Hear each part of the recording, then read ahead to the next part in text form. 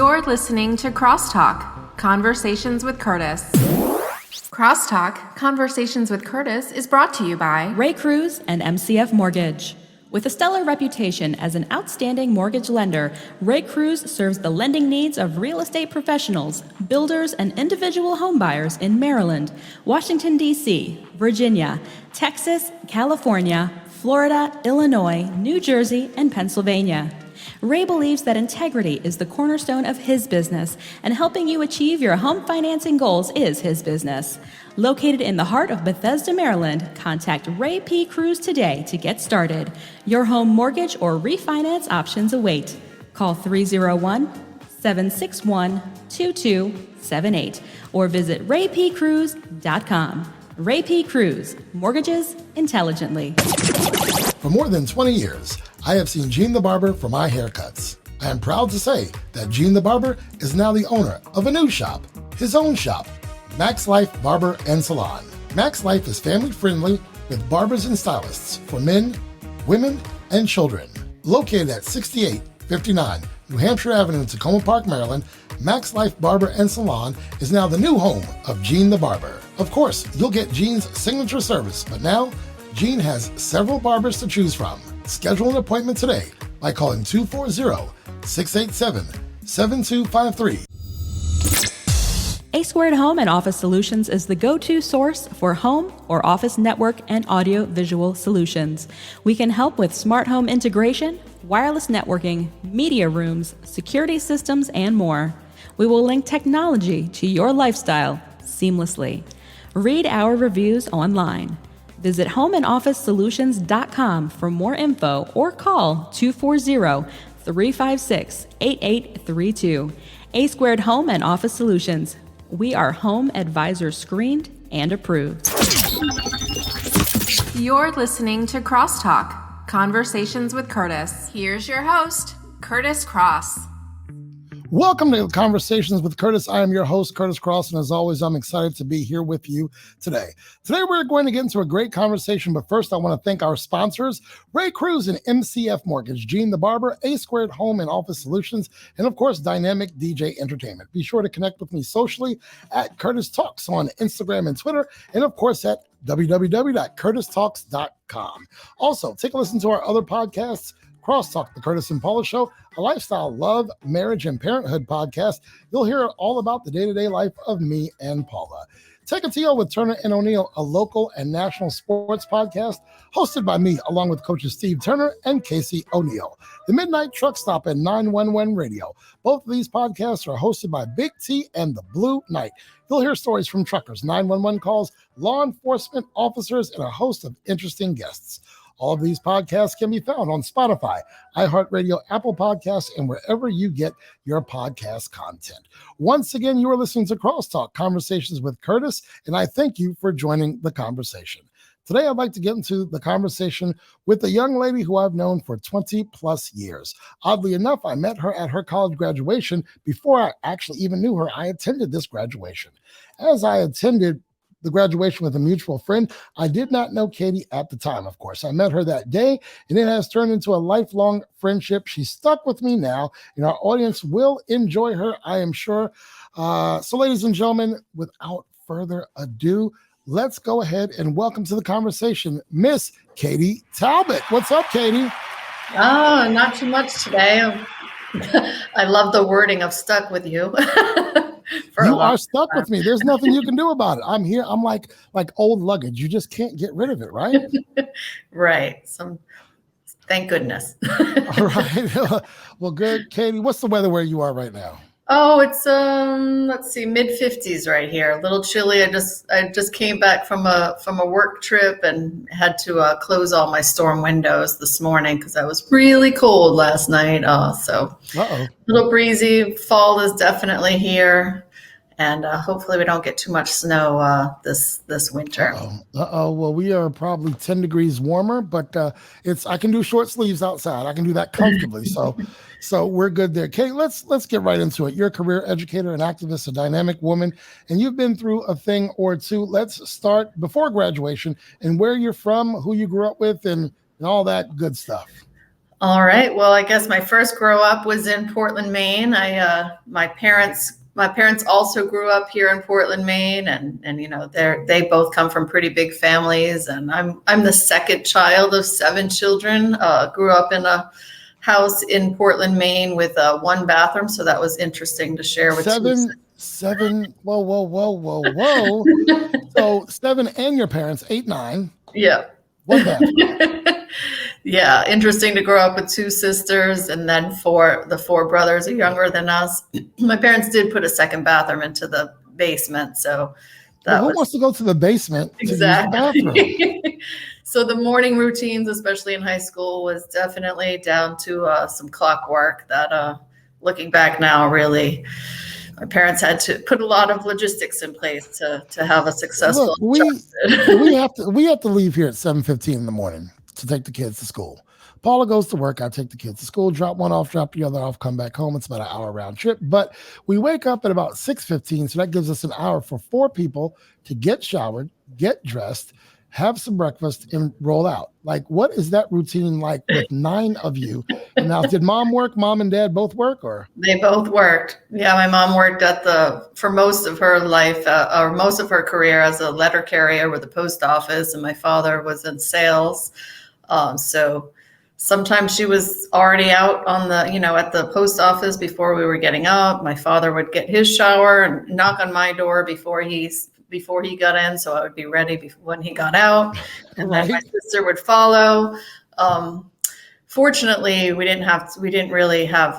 Well, in high school, at first we got rides to school, but otherwise we all lived within walking distance of our schools. Okay. So not too much in terms of carpooling or anything. And I got my license when I was a sophomore, so from then on, I had a lot of responsibility with that, as well as my older sister. And there was Go ahead.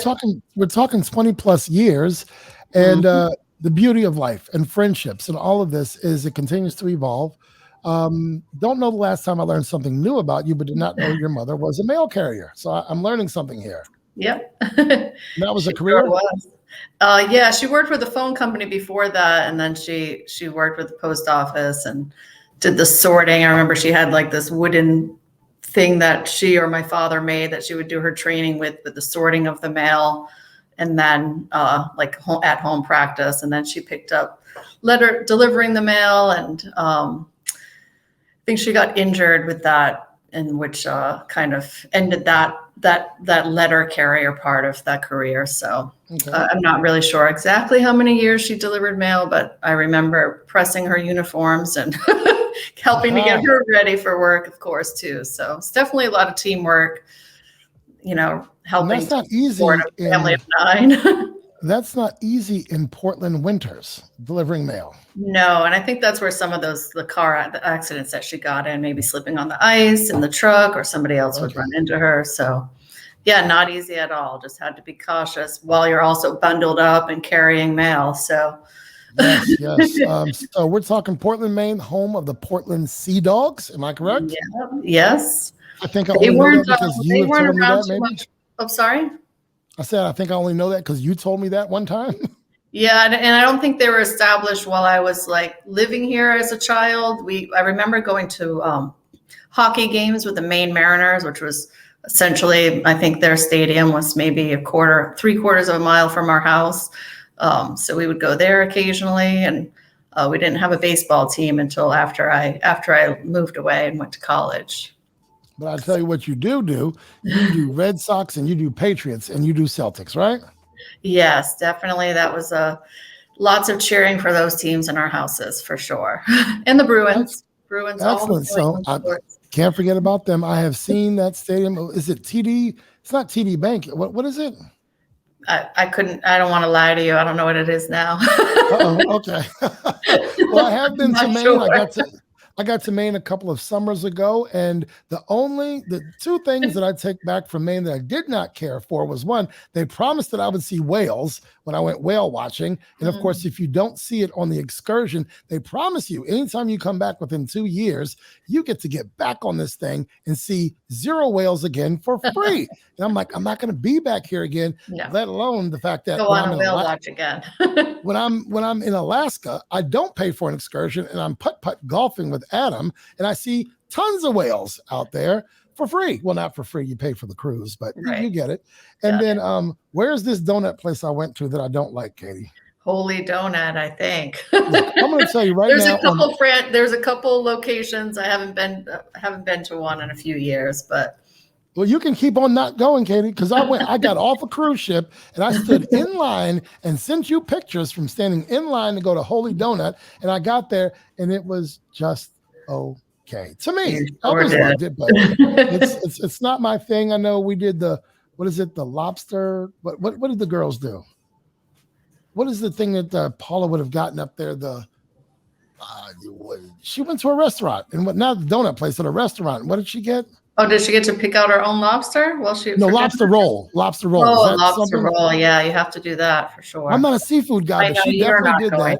I did a burger. That's what I do. You know me. I eat a burger. Mm-hmm. I've heard some of your podcasts, and I think I've enjoyed some barbecues at your house. So you may have. No one's here to say yes or no, but you may have. So look, you get yourself here to DC, and as you told me last week, you grew up here as well. So what drew you to DC? Oh, yeah.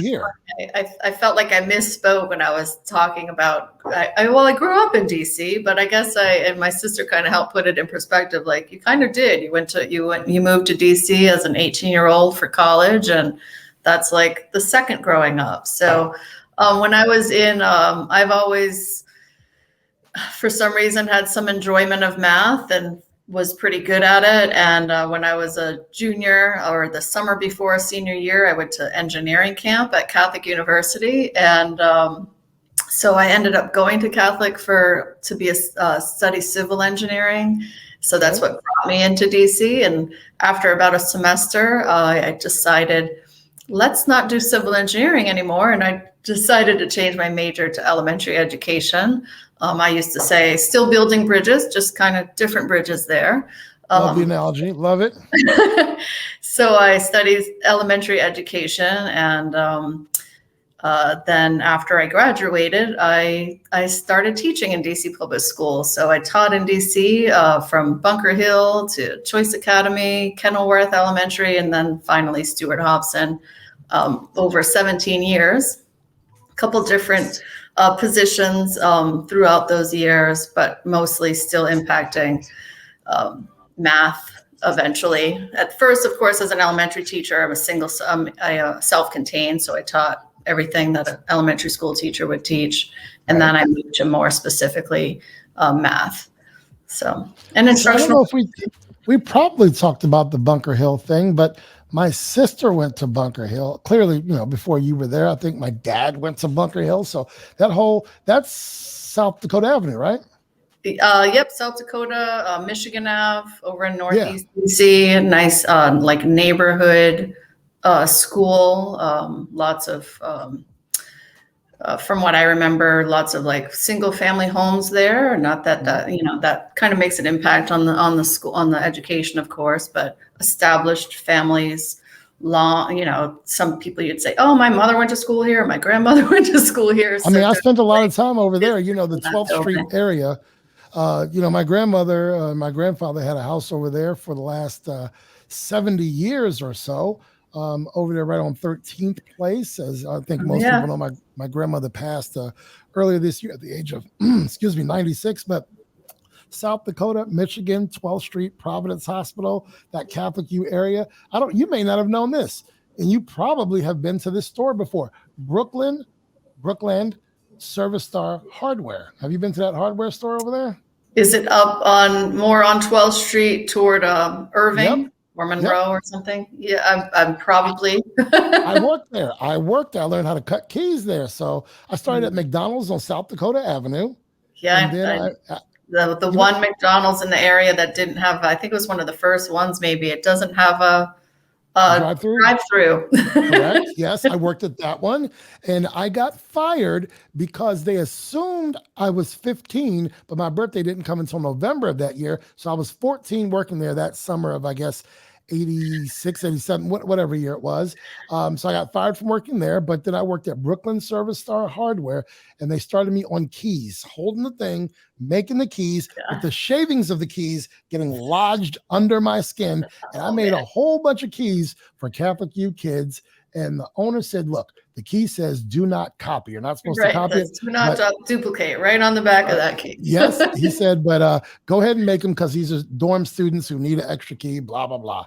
So I made my share of keys over there at Brooklyn Service Star Hardware. I absolutely did. I did not know that. There's a Subway across the street now. Kitty O'Shea's was right across the street. Spent a few nights there in college. I went to a couple of restaurants over there in my day as well. And you and I are not super far apart in age, but you would have, if I was 15 working there, you would have been younger than 15. You wouldn't have been in the DC area yet. I would have still been in Maine, going to high school here in Maine at that time. So, Katie, I have several questions I want to get to, but something that really strikes a fire in me that you mentioned, educating and all this. Education I talk to a lot of teachers. Paula's a teacher. My grandmother was a teacher. I have aunts that are teachers. Paula's mother's a teacher. The one thing I say to the teachers that I know is that I hope they let you teach again one day. And I don't think teachers are teaching anymore. I think they're teaching to a test. I think there are so many protocols in place and things they have to do. I'm not understanding what's going on with teaching these days. What are your thoughts on that? Whew. Well, I've been in a lot of my job brings me to a lot of classrooms over the past few years. So for instance, this week I was in a high school in Pennsylvania. Last week I was in a middle school and an elementary school in that same district.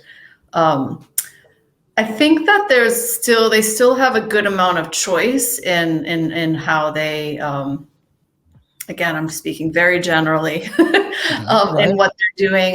Yes, there is a set of standards, and there's always, unfortunately, a standardized test at the end of the year, which holds a lot more stake than I would like to see, of course. Puts a lot of pressure on the schools, on the teachers, on the students, on the families, and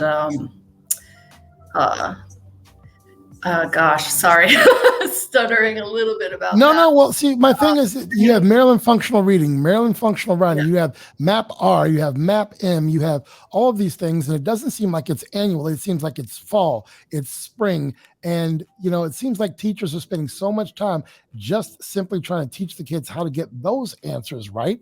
But I can go on and on. This could be a whole other podcast, but but we're graduating students. And look, we have 8th graders now who missed half of their 6th grade year, all of their 7th grade year, and they're being asked to acclimate in a situation where they're the leaders of a middle school, where they have not been socially involved in damn near 2 years with their peers.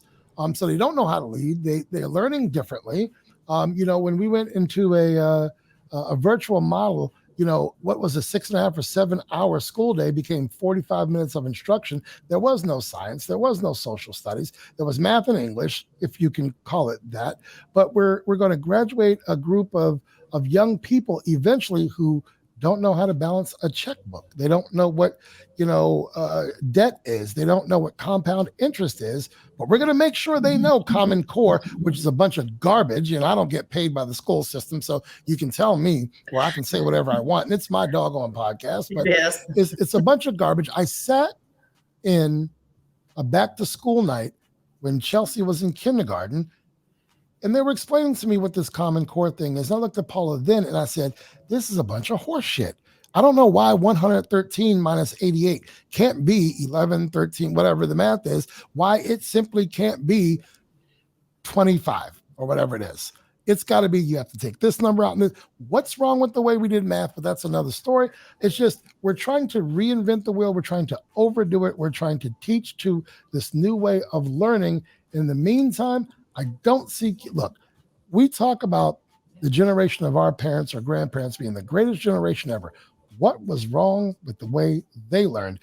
This generation sent people to the moon. This generation has a space station that I can log on to Smithsonian Television or NASA TV, and I can see what's going on planets that I can't even pronounce.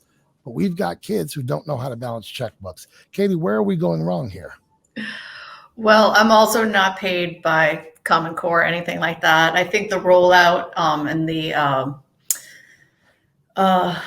the talk around Common Core when it was unrolled was not handled appropriately. I think there should have been 1 year at a time instead of all at once. So let's just start with kindergarten. And my perspective of Common Core might be slightly different. I see it more as an alignment of the standards. So here are the things that you learn in kindergarten, first grade, second grade, so that it's common across the country. And God, Katie, Mississippi learns different than California, than Illinois, than Maryland. And not only that, so if you were in third grade in Washington, D.C., and you moved to Minnesota or someplace else, did what you learned in DC already happen in Minnesota, or is it about to happen in fourth grade so that you either missed it or you have to learn it twice? So those are a couple of different things that could have happened when they weren't aligned across the country. So I think that from my understanding, that might have been the intention of that. Now, on top of that that's a great idea, right? On top of that, school districts were choosing different resources and different methods for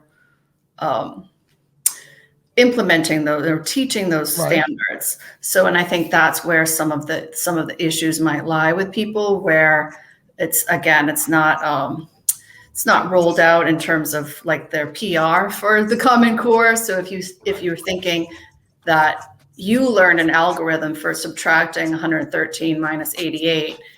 And as a math teacher, we may use various strategies. We might use a number line. We might use partial differences. We might, different ways to look at that problem because people learn in different ways. So, and I don't think that those things are requirements. I think it's just sharing other ways of thinking so we can do more mental math and approach a problem from a wider perspective, and then hopefully apply that to other challenges or problems that we see in life that we might have to solve a math problem. So it's a little tricky. I'm obviously a proponent of various ways of solving problems and thinking because, again, I'm in a lot of math classes every day. Right.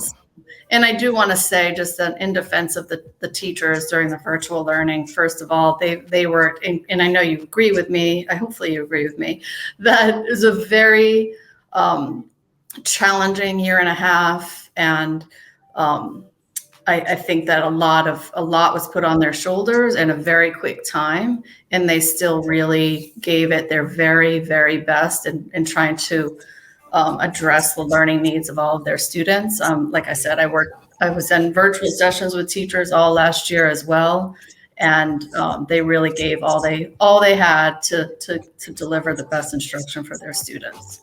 Well, so here's where I am in terms of agreeing with you. Clearly, moving to a virtual model surprised everyone. We were not prepared for that. We did not know that would happen. I think the issue that I have is that there was an expectation put on the educators to deliver a platform and a format that was not thought through well enough through no fault of the systems, because this was thrust upon them. At first it turned out to be, we'll take an early spring break, but a week or 10 days is not enough to put in a whole system that we're all learning for the first time. And, on day one, everything crashed. On day one, no one could sign on. So no, I think the pressure was put on the teachers to perform to an outcome that was unrealistic in its expectations. So when I say, they went from 6.5 or 7 hours of school to 45 minutes, I certainly wouldn't blame the teacher for that. I wouldn't blame Adam's teacher because she took that 45 and made it an hour and a half is what she did. She went beyond that. But, there was an expectation, and it was this not holier than thou, but this was this presumptive expectation. We rolled it out. You guys go do it. Well, before you hire a teacher to come into your school or the classroom, there are trainings involved. There were no trainings. There were nothing. I'm not saying they should have had trainings. I'm saying the end result and that expectation, I don't think it could be achieved. It simply couldn't. We have access problems. We have kids with parents in throughout the country who don't speak, the language. You have kids in 8th grade or kids in 6th grade or kids in 12th grade who are smarter than their parents. And if they're having trouble, the parents can't help them. And we were in a matter of, we can't be in person. So I can't give you that, support you need. So no, it was a debacle. Yeah, it was incredibly challenging. I mean, I was in a school district on March 11th, 2020, and the superintendent came in to talk to us. And, she was telling teachers, as nobody would expect, like, hey, get a 2-week packet ready for your students. And lo and behold, here we are. Fortunately, a lot of the school districts I supported last year didn't have a standardized test at the end of the year. It was really just, let's do what we can at the time we have. I mean, teachers were battling students that may be one of 7 children at home. And if you only have so much bandwidth on your internet, or your older brother or sister or younger brother and sister are beside you in the same room trying to learn, it's really hard to come off of mute and share, or think about being on camera, or hell, do you have 7 devices to get on? I was in sessions where I would see a student ask their teacher, like, hey, can I, my grandmother needs me to run to the post office with her, or I got to go walk the dog. And then, just sometimes there was responsibility placed on children at home because they had other siblings there, of maybe taking care of those as parents worked. I'm not sure, but also imagine those students then coming into school and having to relearn really being a student as what we knew beforehand, and sitting in a seat and asking to use the restroom and not eating a snack while you're in class. So lots of things that they might have gotten used to, and now they kind of have to reacclimate. So, no, absolutely. So it was a challenge, and I think there'll be some long-lasting effects that we can't see now that we will see at some point. Certainly, I was telling someone that about that recently, especially back to the Common Core. It was rolled out for all grade levels at once instead of getting acclimated year by year. Once those kindergarteners came through 12th grade, by then everybody would have had some experience of maybe learning that a different kind of way than their parents learned in some instances. So now that we've kind of gone through that, now we have this pandemic, and it really affects everybody. The schools, but those children who, got their lives uprooted. And imagine a 2nd grader right now has never been in school, or a 1st grader. And starting out 1st grade, so where you really learn those things in kindergarten, or that transition year from 5th to 6th grade, or 8th to 9th grade. So yeah, it's going to be a lot of time before we hopefully recover from that. It's not, and we're not done yet. We're not done. So right. So teachers now are dealing with their attendance lists.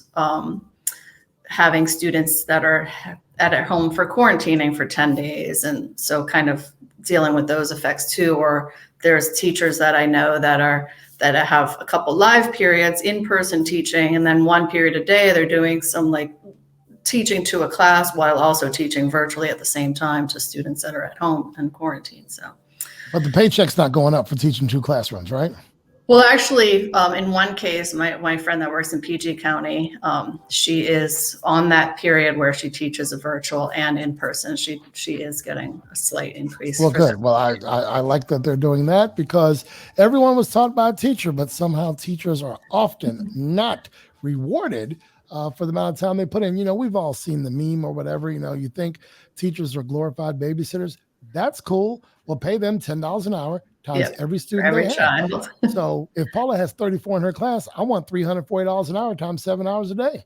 And 7 if she's lucky. Right? Pay her $2,100 a day. She'll teach all day. You ain't got to worry about that, right? I'll go back in the classroom. Hey, so you know what? I did not leave the classroom because of pay, though. I was a DC public school teacher, and I think I was. I think the pay was pretty fair for having a master's degree in 17 years. A lot better than a lot of other states. I mean, I know DC is not a state, but we can only compare it to other states. So yeah, that was not the pay wasn't the reason that I left. So.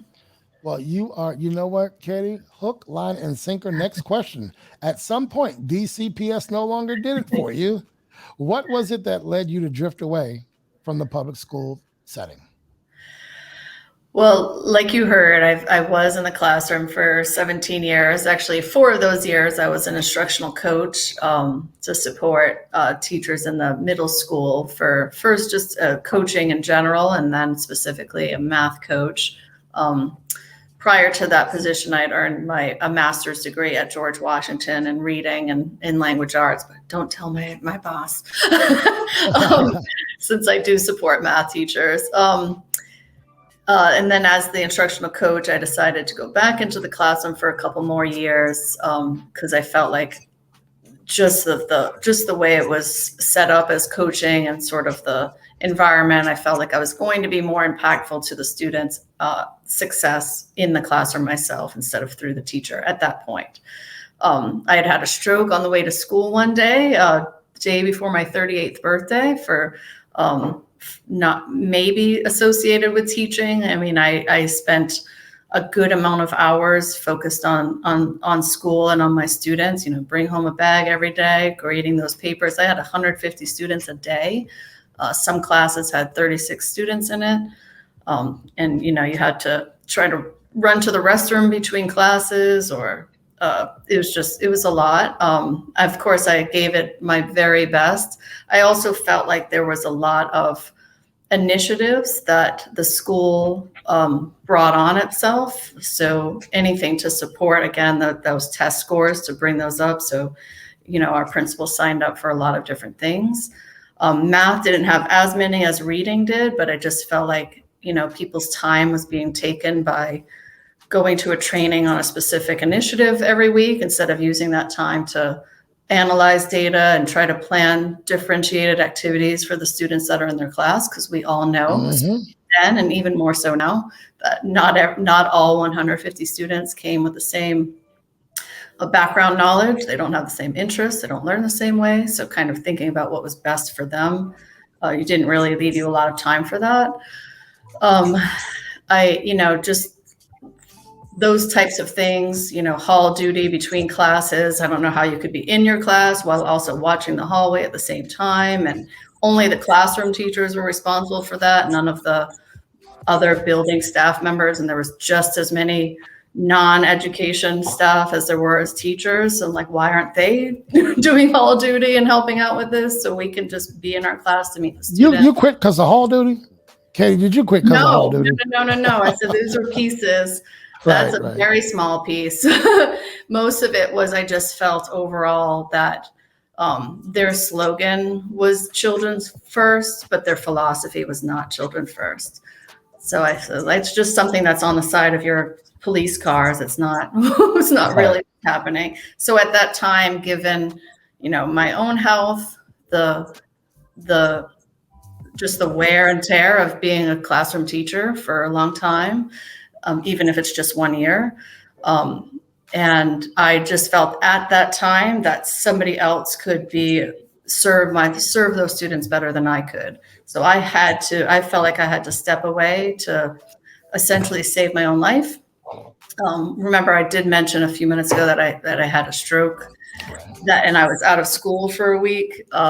Not one administrator from my school reached out to me, and I realized I could drop dead and they will replace me the next day. As a side note, my paternal grandmother, on the day of her retirement, walking with a box to her retirement party, had a heart attack and passed away. And I said, I am not living that life. I'm not going to just live to not enjoy life. So it took me a couple more years, and my friends in Florida, one of my best friends from college, invited me to, she talked to me a lot and was like, you don't have to keep doing that just because it's the thing that you do. So fortunately, she and her husband gave me a place to land when I jumped off. I used to say I jumped off. Hook, line, and sinker, Katie. You're just. I know. I'm just the next question. Conversation. Right? Here's the question. We moved to Florida and your life takes a turn, and now public service becomes something that is more in the forefront of Katie's purpose. So now take it from here, Katie. Can I lead the show? This is that's what happens, right? This is what happens when you get stuck with someone at over 20 years as a friend. Yeah, so yes, fortunately, my friend Stacy and her husband Sanjay invited me to have a safe place to land in Florida, and so for a few months, it was really just, enjoy the coastline. We lived about a quarter mile from the beach on the Atlantic Ocean side. We were on the barrier island there in Satellite Beach. And we went to San Francisco for a few weeks while Sanjay was working. And then, we'd take walks along the beach in Florida. We'd go to the gym. And then we went to Seattle for a work trip. And that's when I started applying for the job that I have now. But as a side note, so that was the summer of 2015 that I moved there. As that year progressed, as we know, there was an election in 2016, a presidential election. And earlier on, at the end of 2015, the beginning of 2016, we really started getting interested in Bernie Sanders. And so we started doing we had events at our house to sign up volunteers, to learn a little bit about him.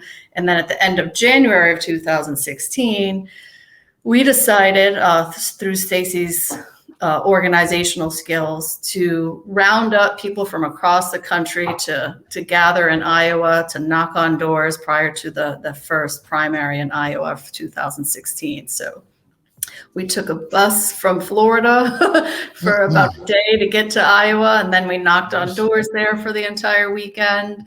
Went to a rally for Bernie. Of course, the outcome of that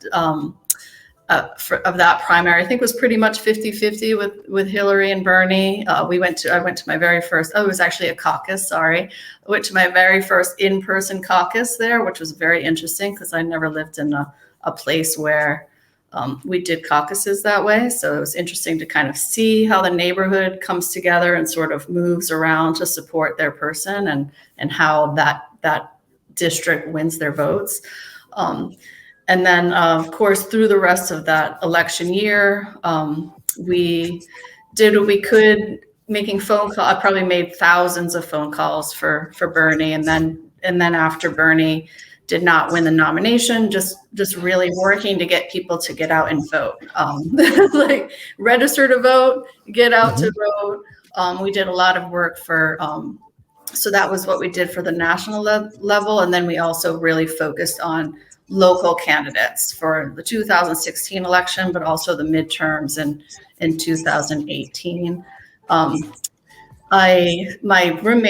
housemate Sanjay, he ran for Congress in 2018 during that midterm election. So did a lot of work with him. I was his treasurer. So not only was I knocking on doors and making phone calls for him, but also, balancing his budget and collecting any contributions, but also accounting for any disbursements that we did. And he raised, I think, close to $500,000. So that was a lot that I had to keep track of.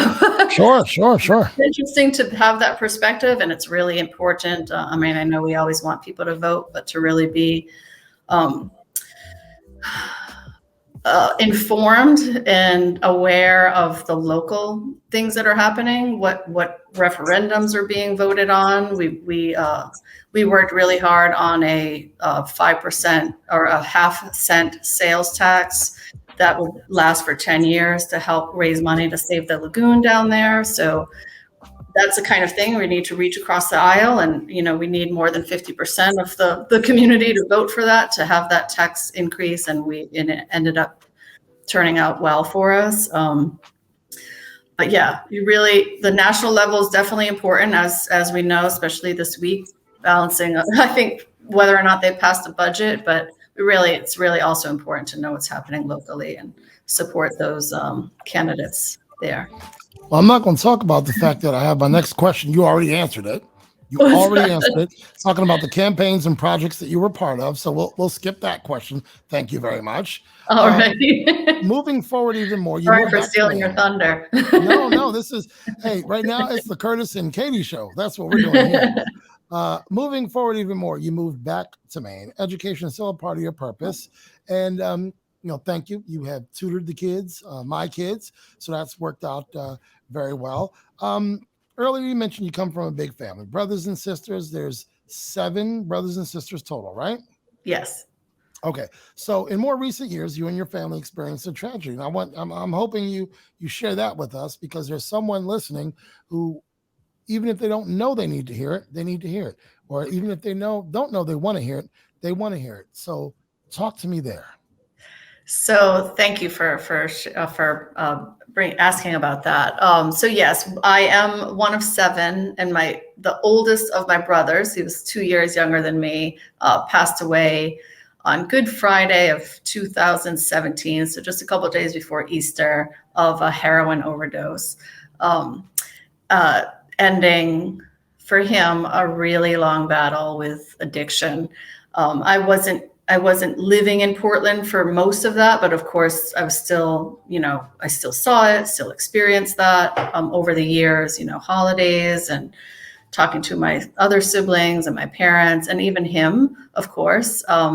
Probably started, if I had to guess, from I think he got injured around like 92, maybe hurt his back, and start the painkillers that were prescribed. So, and then it just kind of builds up from there. If I had to kind of guess as to how that happened and how that rolled out. So, lots of years of addiction, building up to heroin, lots of years of gambling, of, some jail time, some theft of, I don't know how many things he's stolen, but to support that addiction, right? Sure. So, and we, I just sometimes I feel bad not knowing enough about his story like that. But just know that we always wanted the best for him and did what we could. Sometimes it was hard to, what do you give him to help him if he's trying to find a place to stay or trying to find a meal, and how are you going to use this? So really just supporting, like reach out to family and find someone, there are people that love you a lot. I can't solve an addiction problem, but I can be there as a support to know that you're loved. Of course I have my own addictions. It just doesn't happen to fall in the family of heroin and opioids. I think sugar and eating bad food is certainly an addiction that's killing us over time. But at that time, my parents had temporary custody of, his oldest son and his youngest daughter, as a kind of giving them a safe place to be while my brother, who was their father, and their individual mothers were trying to heal and recover. So, so the youngest daughter is with her mom now. So hopefully she's on a good, healthy path. The oldest son, unfortunately, his mom passed away from a heroin overdose as well. So he's a 20-year-old now, with both of his parents are lost. And it's hard, you see things and throughout the days, or that kind of maybe a song that comes on that makes you think of that person. And I don't know, for anybody who's listening, there is certainly a community. People love you a lot. And I hope that you find the support that you need to get you on the track that you need to be to have a healthy life. Well, you say support. That's excellent. I'm glad you said that, because my next question then is, we spend so much time trying to support and help people who battle addiction or depression or whatever they may be going through. Who supports you though, Katie? Who supports the family? That's the support piece for that person, because there's a recovery for you too. There's Right. recovery while you're going through this with them, or there's support that you need. There's recovery after that person, your brother, passed. So are we spending enough time with that? Because you it may take a lot out of you, even if you're helping a family member who is sick, substance abuse sick, or needs your help. That can weigh on you as well. So where does that support piece come in? That's a great question. I'm not sure I'm not sure what the answer is. I think talking to friends, checking in with people regularly. I even though I've never gone the route of more professional support in terms of counseling, it might be something that would definitely be helpful. I know lots of great counselors. Again, I haven't done this myself, but definitely reaching out to a community that, unfortunately, there's more and more people that have experienced this. On the day my brother passed away, I was in Stacy and Sanjay's kitchen. I remember the meal Sanjay was cooking, and my father's, the phone rang with my father's name on it.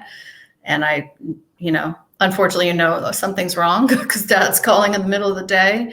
But in that same instance, Stacy is one of my best friends. Her brother also passed away from a heroin overdose a few years before that. So to be in that place where both of us experience that same thing and just have one another to lean on. So certainly reach out to community, family, friends, and hopefully, talk about it. And if you see somebody is having a challenge, and I don't know, just keep on trying to work on finding out how we can best kind of connect with those people and help them out, because what else are we if we're not a community and take care of one another? What's the point? So I'm not sure if I've used the appropriate supports. Who knows if I'm, and you're right, there's a lot that's on all of our shoulders, and really just it's looking out to make sure that kind of thing is healed. And I'm not sure it's healed all the way for everybody impacted. And that kind of plays out in other situations. So really need to reflect and to look back at that and kind of think about what instigating problems there are that could affect something else, whether it stems from that or whatever it is. So. Wow, Katie, we can talk all day, couldn't we? We sure could. Well, we recently sat by a fire. We've done that, right? Yes, we have. That was a nice, always nice to be welcomed around the fire with your family. So thank you for that. Yes. Well, we have not done a cookout in quite some time. You were a staple of cookouts. You know what? We started our Super Bowl party tradition with you, and we haven't seen you in several years behind that. But we should get there. And we started Deep Creek with you too, didn't we? I'm not sure. I think so. I've only been to Deep Creek a couple times with everybody, and I think it might have. I don't think there was anybody before me. I think the first time I was at Deep Creek was at your birthday party. But you were part of the original crew. I'm sure of that. The smaller groups, which is always really fun to get away. At that point, I was living in Maryland, really close to DC, so kind of get a pretty close by getaway was really what we needed. So I think in terms of support, coming back to that, really looking for the joy and not just making work or finding ways to pay the bills the only thing that's in your life. Of course, that's important, but we need to keep those connections, family, friends, selected family, the friends who become family. Absolutely. That's my choice. We love it. Right. So, I mean, I still love the family, but all of those people, we want to make sure we stay connected with the healthy relationships, try to work on building some that might not be so healthy, and just really take care of ourselves to make sure we're fully balanced. Well, we would love to. I am going to do my 50th up there, just so you know. All right. So we're planning that now, because a year to the day, I want to make sure I have it finalized, but that is certainly going to be part of my 50th. Katie would love to. As long as I don't have to sleep on a pull-out couch this time. Well, look, Katie, I don't know what we're doing, what we're renting, what we're doing. Look, I mean, you're telling all my business now. All my business. There was a lot of family and friends there. So, right, so you get it. Katie, like I said, we're going to have to do this again.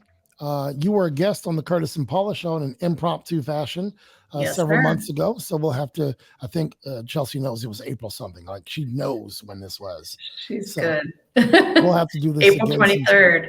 Is that what she said? Well, she must know. Yeah, it was my nephew's birthday, so we remember. Okay. All right. Excellent. I got you. All right, Katie, I'm going to ask you to go backstage and you and I are going to reconnect in just a moment. All right. Of course, thanks for joining the conversation, taking the time to chat it up with me. Hang on a minute and we're going to get you off stage. But ladies and gentlemen, this is Katie Talbot. Thank you. Thanks, Katie.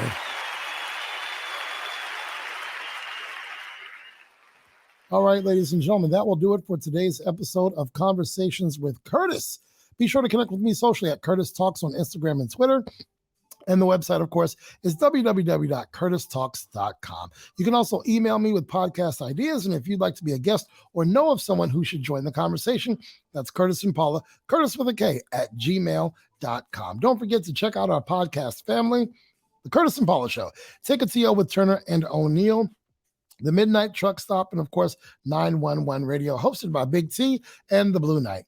You'll find our family of podcasts just about everywhere and anywhere you get your podcast content. Thank you for joining the conversation today. Feel free to spread the word. And as always, thank you, Khadijah. We'll see you next time. Crosstalk, Conversations with Kurtis can be heard on iHeartRadio, Spotify, Apple Music, and just about anywhere podcasts can be found. From Washington, D.C. to Ocean City, Woodbridge to Columbia, Richmond to Virginia Beach, the hottest DJs are right here. The Mid-Atlantic Professional DJ Association. Dynamic DJ Entertainment, the most experienced professional DJ service in the DMV. For 35 years, our DJ talent has been the energy behind more than 14,000 events. If you're planning your wedding, school dance, corporate event, Sweet 16, or any event, our talented team has the right mix of music and MC skills to bring the energy and turn any event into an epic event. In 35 years, our DJs have performed in front of more than 2 million guests in 26 states. Our services include dynamic DJ talent, karaoke, giant games, atmospheric effects, movie nights, and more. Contact us today and let's make your next event an epic event. Dynamic DJ Entertainment. Visit thepartybeginsnow.com or call 301-942-4500 to get the party started.